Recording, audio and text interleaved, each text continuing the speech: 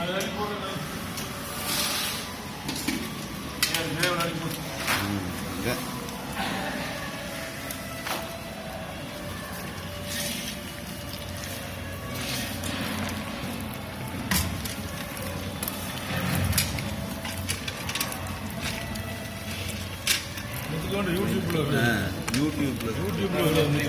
மாதிரி நல்ல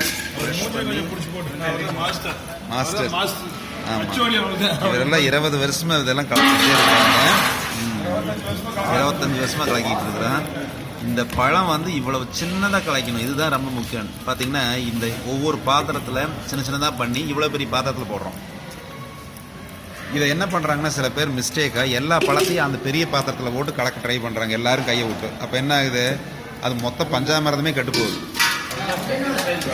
இதுதான் வந்து ரொம்ப முக்கியமானது. எல்லோரும் நினைப்பாங்க சரி நாள் நிறையா இருக்கிறோன்ட்டு எல்லாம் மொத்தமாக 1000 பழத்தையும் அதில் போட்டுக்கிறது, நம்ம 5 பேர் கையை விடுறது விட்டு கலக்குனாங்கன்னா அதில் வந்து வேஸ்ட்டாக போகுது. அப்படி பண்ணக்கூடாதுங்கிறத நம்ம சொல்கிற முக்கியமான ஒரு கருத்துங்க. பாருங்கள் எவ்வளோ சின்ன சின்னதாக கலக்குறாங்க பாருங்கள், கூழ் மாதிரி ஆயிடுது. ஆமாம், அவங்க பஞ்சாமிரம் தப்பாக கரைச்சாங்க, அதனால தான் நம்ம எடுத்து போடுறோம். அவங்க அது நிறைய உள்ள ஓட்டு கையில் விட்டு கலக்கி.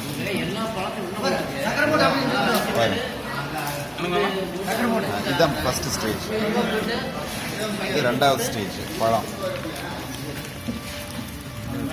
3வது ஸ்டேஜ். அப்புறம் இதெல்லாம் உள்ள போட்டோம். இது இல்லாமல் கல்கண்டு பாரு எப்படி இருக்கு, கல்கண்டு அவ்வளோ ரொம்ப இது மாதிரி ஆயிடுச்சு பாரு. பார்த்தீங்களா, இப்படி கல்கண்டை வந்து தூள் மாதிரி பண்ணியாச்சு.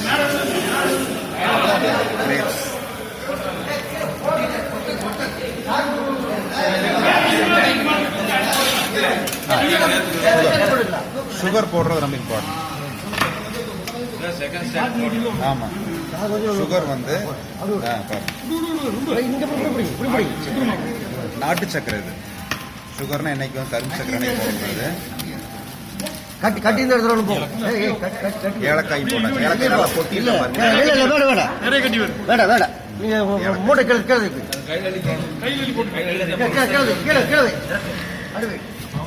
ஒரு வந்து அண்ணன் கூட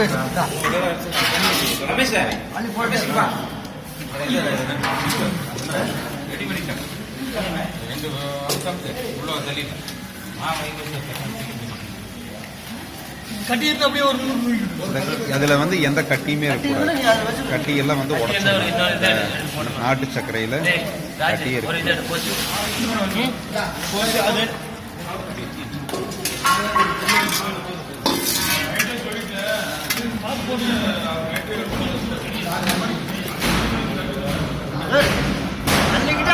கையில் அள்ளி போட்டுக்கிட்டேன், நல்லா சுட்டு சாக்கு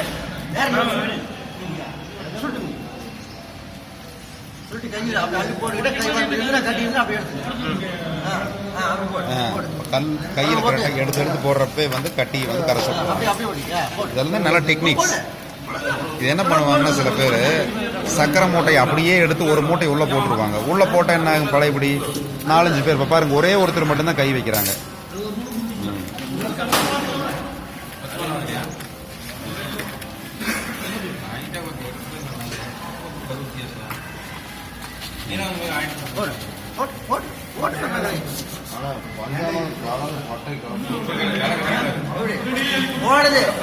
என்னைக்கு இந்த 4 மூட்டை எடுத்தா